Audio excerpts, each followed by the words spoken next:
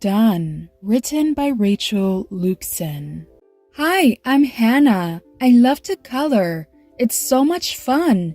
A rainbow tiger, a bright yellow sun. When I'm done with my markers one by one, Mama says, put the caps back on. It's lunchtime now, yum, PB&J, with apple slices to brighten my day. Carrots, cucumbers, celery too. I eat my veggies, crunch, crunch, chew.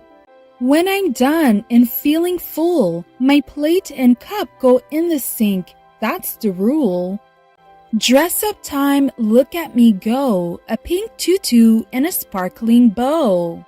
Uh-oh, what a mess I made. But Mama helps, clothes neatly laid.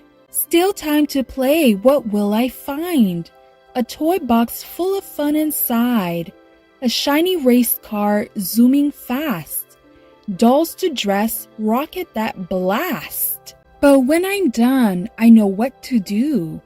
Back in the box, all tidy too. Dinner was yummy. Now is bath time. Splish, splash. I feel so fine. After my bath, I know what to do. Dirty clothes in a basket, 1, 2. All ready for bed. Mama reads a book. I snuggle in tight with a sleepy look.